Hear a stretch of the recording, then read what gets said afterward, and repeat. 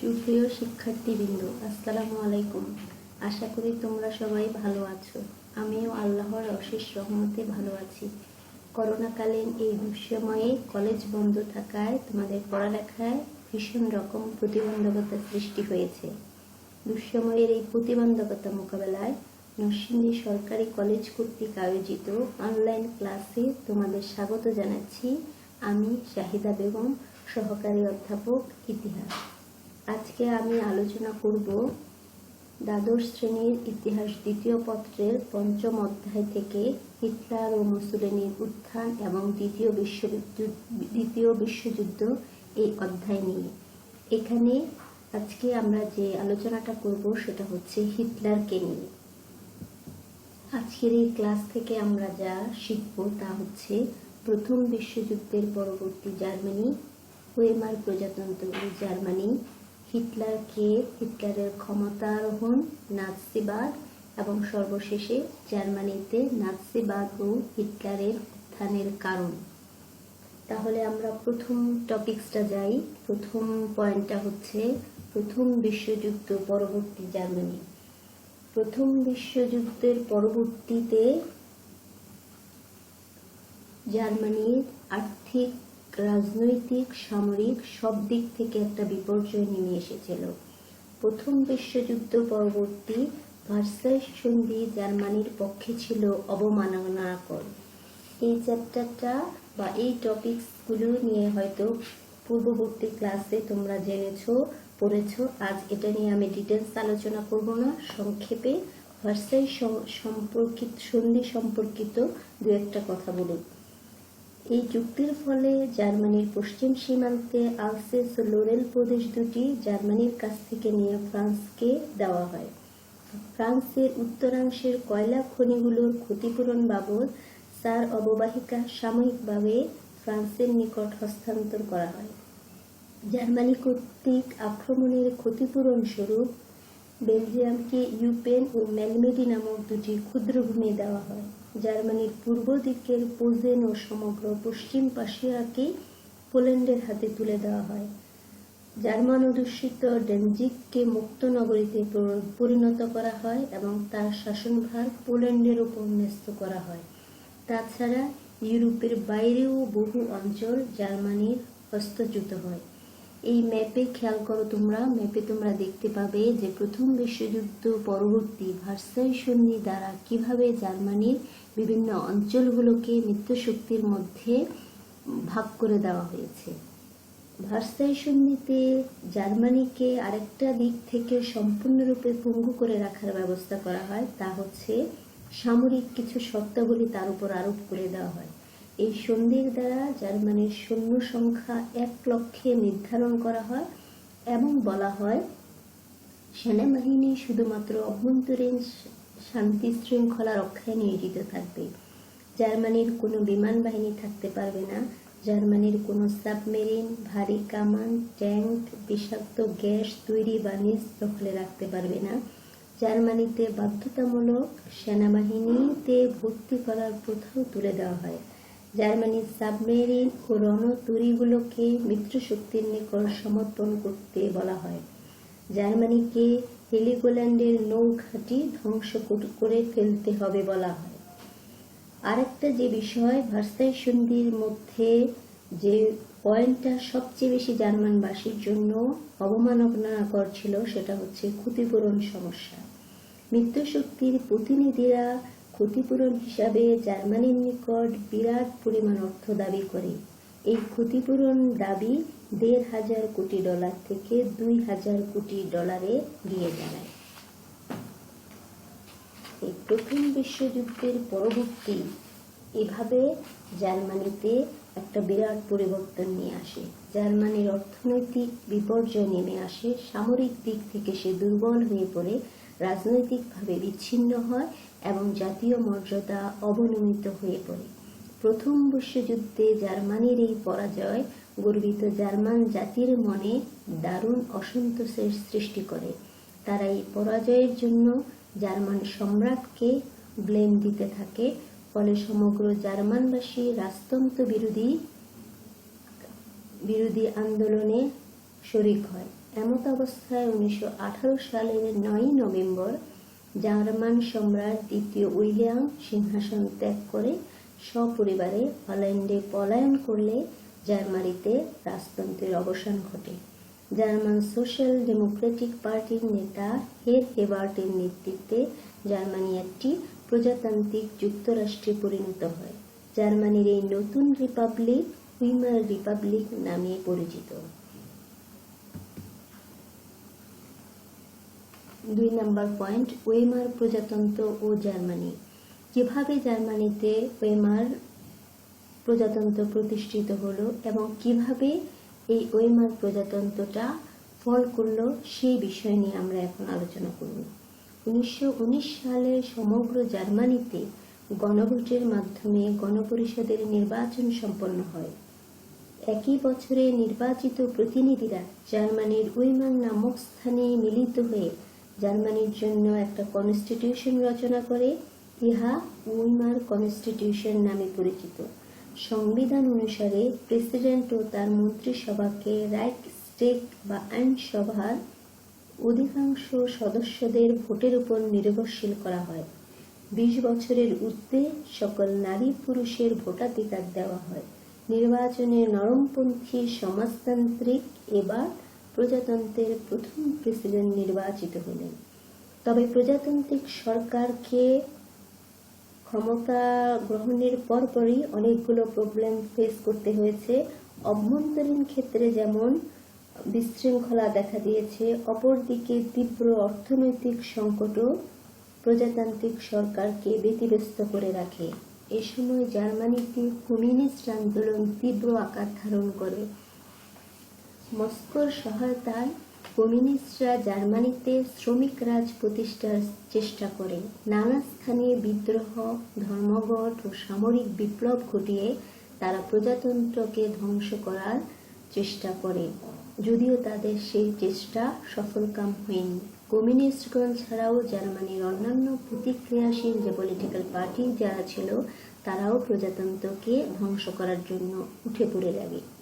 1923 সালে German workers পার্টির general লুডেনডর্ফের সাহায্যে উইমার গণতন্ত্র ধ্বংস করার প্রচেষ্টা চালানো হয়। এ সময় তার সহকর্মী ছিলেন হিটলার। প্রজাতান্ত্রিক সরকার তাদের সেই পরিকল্পনা ব্যর্থ করে দিলে হিটলার কারাদণ্ডে দণ্ডিত হন। কারাগার থেকে হিটলার তার দ্য মেইন ক্যাম্প নামক আত্মজীবনী রচনা করেন। হিটলারের কথা তোমরা নিশ্চয়ই শুনে থাকবে। এখন আমরা আলোচনা করব হিটলার কে। হিটলার ইউরোপের রাজনীতিতে একজন প্রভাব বিস্তারকারী ব্যক্তিত্ব। ইউরোপের প্রথম বিশ্বযুদ্ধ পরবর্তী সময়কালে থেকে দ্বিতীয় বিশ্বযুদ্ধের এই মধ্যবর্তীকালীন সময়ে হিটলার ইউরোপের রাজনীতিতে একটা বিরাট পরিবর্তন আনতে সক্ষম হয়েছিলেন। হিটলারকে নিয়ে আলোচনা করার পূর্বে আমরা প্রজাতান্ত্রিক বা উইমার সরকারের সমস্যাগুলো নিয়ে আরেকটু কথা বলি। প্রজাতান্ত্রিক সরকার অর্থ অভ্যন্তরীণ শাসন ব্যবস্থায় যে বিশৃঙ্খলা দেখা দিয়েছে সেটা স্টেবল করার জন্য অনেক চেষ্টা করেছে, কিন্তু তাদের জন্য সবচেয়ে বিষয়টা চ্যালেঞ্জিং ছিল। সেটা হচ্ছে প্রথম বিশ্বযুদ্ধের ক্ষতিপূরণ স্বরূপ জার্মানির ওপর বিরাট ঋণের বোঝা। সমগ্র জার্মানি এই ক্ষতিপূরণের বিরুদ্ধে প্রতিবাদ মুখর হয়ে ওঠে।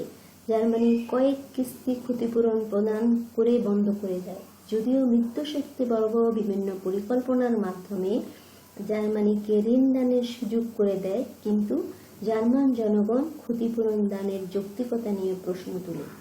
এই উইমার প্রজাতন্ত্রের সামনে আরেকটা বড় চ্যালেঞ্জ ছিল ইকোনমিক চ্যালেঞ্জ। সেটা হচ্ছে ইকোনমিক ডিপ্রেশন।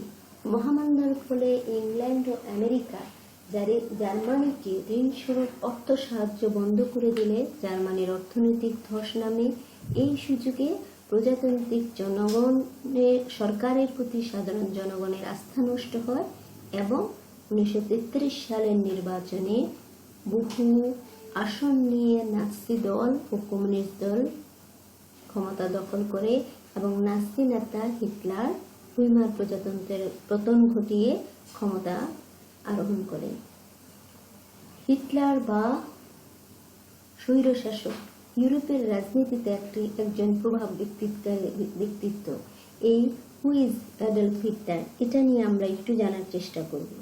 জার্মানির নাজি বা ন্যাশনাল সোশ্যালিস্ট পার্টির ইতিহাস মূলত হিটলারের ব্যক্তিগত জীবনের ইতিহাস। 1889 সালের 20 এপ্রিল বিংশ শতাব্দীর হত্যাকাণ্ডের প্রধান নায়ক অ্যাডলফ হিটলার অস্ট্রিয়ার ব্রাউনিতে জন্মগ্রহণ করেন। সে কারণে জন্মসূত্রে তিনি ছিলেন অস্ট্রিয়ান। তার পিতা ছিলেন অস্ট্রিয়ার শুল্ক বিভাগের একজন সাধারণ কর্মচারী। হিটলার তার আত্মজীবনীমূলক গ্রন্থ মেইন ক্যাম্প এ উল্লেখ করেন, আর্থিক অসচ্ছলতার জন্য অল্প বয়সেই তাকে স্কুল ত্যাগ করতে হয়। হিটলারের বয়স যখন 13 বছর, তখন তার পিতা মারা যান। 1907 সালে তিনি ভিয়েনাতে আগমন করেন এবং চারুকলার ছাত্র হিসাবে ভর্তি হন। ভিয়েনায় তার জীবনের কয়েকটি বছর অতিবাহিত হয় এবং ভিয়েনায় অবস্থানকালে হিটলার ইহুদি বিরোধী ও সাম্যবাদ বিরোধী মনোভাবাপন্ন হয়ে ওঠেন। হিটলার প্রথম বিশ্বযুদ্ধে জার্মান সেনাবাহিনীতে যোগদান করেন এবং খ্যাতি অর্জন করেন। প্রথম বিশ্বযুদ্ধে জার্মানির শোচনীয় পরাজয় হিটলারের মনকে বিক্ষুব্ধ করে তোলে এবং তিনি স্বদেশের হৃত গৌরব পুনরুদ্ধার ও ভার্সাই প্রতিরোধ গ্রহণের দৃঢ় সংকল্প করেন। নেক্সট পয়েন্টে আমরা আসি, হিটলারের কিভাবে ক্ষমতা আরোহণ ঘটেছিল বা নাৎসি নামে একটা দল গঠন করেছিলেন। 1920 সালে হিটলার জার্মান জাতীয় সমাজতান্ত্রিক শ্রমিক দল, যেটাকে national socialist German workers party বা নাজি পার্টি বলা হয়, সেই পার্টির চেয়ারম্যান নির্বাচিত হন এবং দলীয় প্রধান বা ফুয়েরার হিসাবে সর্বময় ক্ষমতার অধিকারী হন। ফুয়েরার হচ্ছে হিটলারের একটা উপাধি।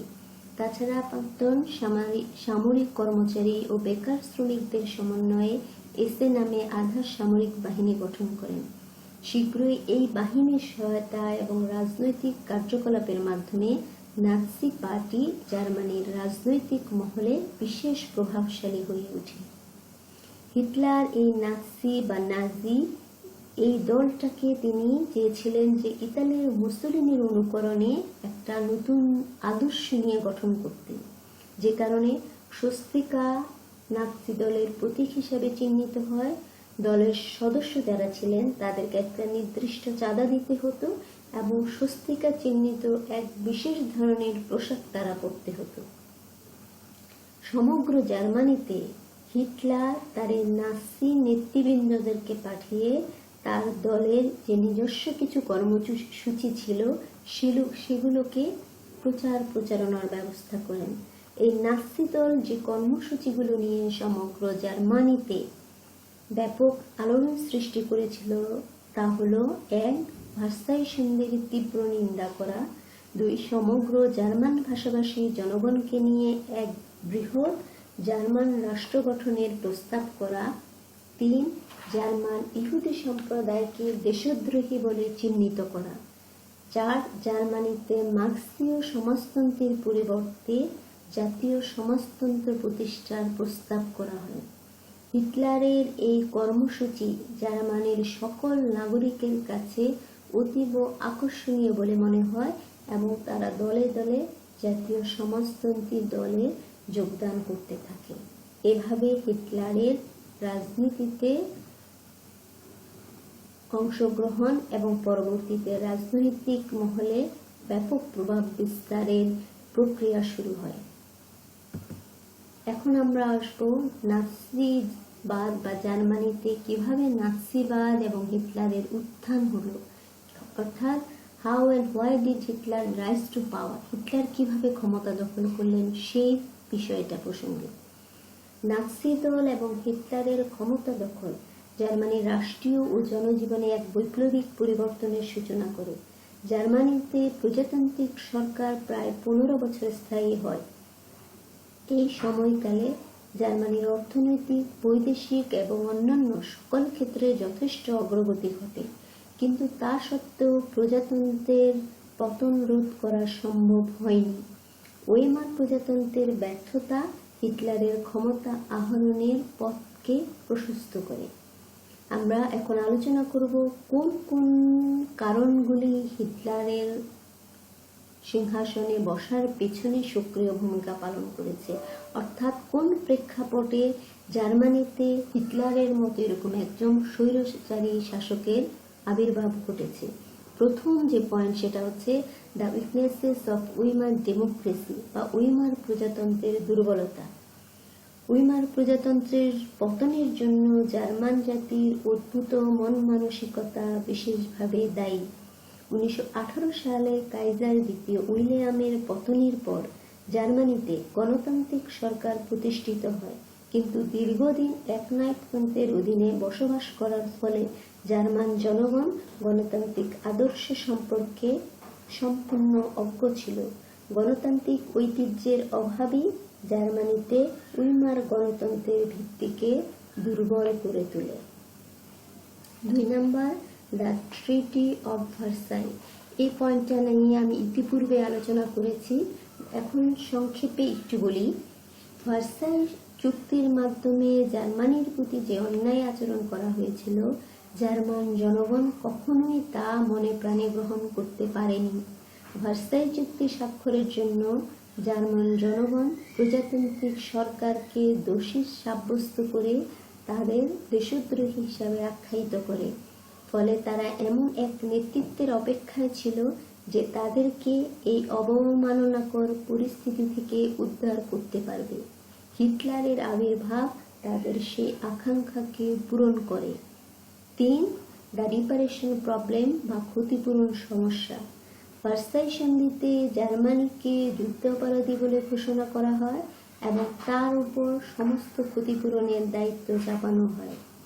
উইমার প্রজাতন্ত্র ভার্সাই চুক্তিতে স্বাক্ষর করে ক্ষতিপূরণ সমস্যাকে মেনে নেয়। ফলে প্রজাতন্ত্রের বিরুদ্ধে জার্মান জনগণ বিক্ষুব্ধ হয়ে ওঠে। যদিও এই সময়ে দেশের ব্যবসা বাণিজ্য ও শিল্পের অগ্রগতি হয়, কিন্তু মুদ্রাস্ফীতির ফলে নিম্ন মধ্যবিত্ত শ্রেণী দুর্দশাগ্রস্ত হয়ে পড়ে এবং তারা এজন্য প্রজাতন্ত্রকে দায়ী করে। 4 হচ্ছে পলিটিক্যাল ফেলিউর বা রাজনৈতিক ব্যর্থতা। মিত্রশক্তিবর্গ যখন জার্মানির উপর ক্ষতিপূরণের বিশাল বোঝা চাপিয়ে দেয়, তখন 1923 সালে স্টেসম্যান নামে এক বিশিষ্ট রাজনীতিজ্ঞ জার্মানির চ্যান্সেলর নির্বাচিত হন। ক্ষতিপূরণ নিয়েও ইতিমধ্যে আমি আলোচনা করেছি, তোমরা নিশ্চয়ই শুনে থাকবে। এই স্টেসম্যান নামে যে জার্মান চ্যান্সেলর, তিনি পশ্চিমা দেশগুলোর সাথে মিত্রতা এবং সমঝোতার নীতি অবলম্বন করে ক্ষতিপূরণ সমস্যাটাকে কিছুটা সমাধানের চেষ্টা করেন। ফলে মার্কিন ঋণ লাভ করা সক্ষম হয় জার্মানির পক্ষে এবং জার্মানি আপাতত ধ্বংসের হাত থেকে রক্ষা পায়। ফ্রান্স ও বেলজিয়াম রুরো অঞ্চল থেকে তাদের সৈন্য প্রত্যাহার করে নেয়। রুরো এলাকায় শ্রমিক ধর্মঘটের অবসান ঘটে। কিন্তু 1923 সালে স্টেসম্যানের মৃত্যুর পর জার্মানির রাজনীতিতে যে শূন্যতা সৃষ্টি হয় তা আর পূরণ হয়নি। হিটলারের আবির্ভাব এই শূন্যতা পূরণ করে। 5, the impact of the economic depression বা মহামন্দার প্রভাব। 30-এর দশকে অর্থনৈতিক বিপর্যয়ে প্রজাতান্ত্রিক সরকারের বিপদ ঘণ্টা বেজে ওঠে। এই সময় অর্থনৈতিক মহামন্দার কবলে পড়ে মিত্রশক্তিবর্গ সহ জার্মানির অর্থনৈতিক ক্ষেত্রে একটা বিপর্যয় দেখা দেয়। ফলে মার্কিন যুক্তরাষ্ট্র ও ইংল্যান্ড জার্মানিকে এতদিন পর্যন্ত যে ঋণ দিয়ে আসছিল সেই ঋণ দেওয়া বন্ধ করে দেয়। ফলে জার্মানির রপ্তানি বাণিজ্য কমে যায়, বেকার সমস্যা দিন দিন বাড়তে থাকে, মুদ্রাস্ফীতি দেখা যায়, নিত্য প্রয়োজনীয় দ্রব্যের অভাব দেখা দেয়। উইমার সরকার এই মহামন্দা মোকাবেলা করতে ব্যর্থ হয়। 6, the stage of the Nazi party. জার্মানির অর্থনৈতিক এই সংকট নিরসনে প্রজাতান্ত্রিক সরকারের ব্যর্থতা এবং কমিউনিজমের ক্রমবর্ধমান ভীতি জার্মান জনগণকে একজন লৌহ মানবের প্রয়োজনীয়তা সম্পর্কে সচেতন করে তোলে। ইতিমধ্যে জার্মানিতে হিটলারের নেতৃত্বে যে নাৎসি দল গড়ে ওঠে, তারা সমগ্র জার্মান ব্যাপী তাদের কর্মসূচিগুলোর মাধ্যমে জার্মান ভাষাভাষী জনগণের মনোযোগ আকর্ষণ করতে সক্ষম হয়। ফলে ধীরে ধীরে এই নাৎসি দল জার্মানিতে ব্যাপক প্রভাব বিস্তার করতে সক্ষম হয় এবং নাৎসি পার্টি শেষ পর্যন্ত আমরা দেখেছি জার্মানির সিংহাসনে আরোহণ করে।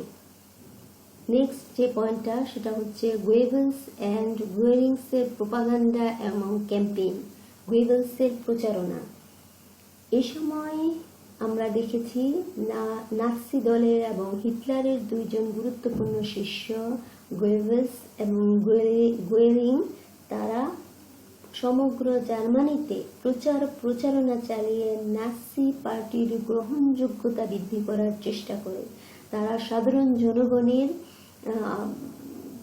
সাপোর্ট লাভ করা শুরু করে। আর তদুপরি হিটলার ছিলেন একজন গ্রেট স্পিকার। হিটলার এই ক্যারিশম্যাটিক লিডারশিপ বা তার মোহনীয় বাচনভঙ্গি সাধারণ জার্মান ভাষাভাষীকে প্রথম বিশ্বযুদ্ধ পরবর্তী জার্মানির এই রাজনৈতিক অর্থনৈতিক প্রেক্ষাপটে জার্মানদের ঋতু গৌরব পুনরুদ্ধারের অঙ্গীকারে মুগ্ধ হয়ে জার্মান জনগণ হিটলার এবং তার নাৎসিবাদকে সাদরে গ্রহণ করে নেয়। এই নাৎসি পার্টির এই গ্রহণযোগ্যতায় হিটলারকে জার্মানিতে সিংহাসনে বসাতে সাহায্য করেছে। সর্বশেষ আমরা যে পয়েন্টটা নিয়ে আলোচনা করব সেটা হচ্ছে ইন্ডাস্ট্রিয়ালিস্ট সাপোর্ট বা শিল্পপতিদের সমর্থন। পতনোন্মুখ জার্মানিতে ক্রমবর্ধমান শ্রমিক অসন্তোষ শিল্প কারখানাগুলোর ধ্বংস ডেকে নিয়ে আসে। মুদ্রাস্ফীতি দেখা দেয়, কৃষিজাত পণ্যের মূল্য অত্যাধিক হ্রাস পায়। ফলে শিল্পপতি ও শ্রমিকরা নাৎসি দলের প্রচারণায় বিভ্রান্ত হয়। এমনকি শিল্পপতি শ্রেণী অর্থ সাহায্য দিয়ে হিটলারকে প্রজাতান্ত্রিক সরকারের অবসান ঘটাতে সাহায্য করে। এইসব কারণে জার্মানিতে নাৎসি পার্টির গ্রহণযোগ্যতা বৃদ্ধি পেতে থাকে। 1932 সালের নির্বাচনে নাৎসি দল রাইখস্ট্যাগের 608টি আসনের মধ্যে 230টি আসন লাভ করে। 1933 সালে বৃদ্ধ প্রেসিডেন্ট হিন্ডেনবার্গ পরিস্থিতির চাপে পড়ে হিটলারকে চ্যান্সেলর পদে নিযুক্ত করেন। 1934 সালে হিন্ডেনবার্গ মারা গেলে হিটলার একই সঙ্গে প্রেসিডেন্ট ও চ্যান্সেলর পদ দখল করে একনায়কতন্ত্র প্রতিষ্ঠা করে। হিটলারের অভ্যুদয় ইউরোপের রাষ্ট্রবর্গের মধ্যে এক ভীতির সঞ্চার করে এবং শীঘ্রই এক ভয়াবহ ধ্বংসযজ্ঞ গোটা বিশ্বকে গ্রাস করে। ফলে প্রথম বিশ্বযুদ্ধ পরবর্তী এবং দ্বিতীয় বিশ্বযুদ্ধের অন্তর্বর্তীকালীন সময়ে আমরা বিশ্ববাসী একটা বিশ্বযুদ্ধ অবলোকন করেছি, যার ফলে বিশ্ববাসী এক ভয়াবহ ধ্বংসযজ্ঞের মুখোমুখি হয়। এভাবে হিটলারের পতন ঘটে। আজকে এই পর্যন্তই। নেক্সট ক্লাসে আমরা আরেকটা নতুন কোনো টপিকস নিয়ে আলোচনা করব। তোমাদের যদি কোনো সমস্যা থাকে, বুঝতে যদি কোনো অসুবিধা হয়, তোমরা আমাকে জানাবে। আমি পরবর্তী ক্লাসে সেই বিষয়গুলো নিয়ে আলোচনা করব। আজ এই পর্যন্তই। তোমরা সবাই ভালো থাকবে, সুস্থ থাকবে, নিরাপদে থাকবে, স্বাস্থ্যবিধি মেনে চলবে। আল্লাহ হাফেজ।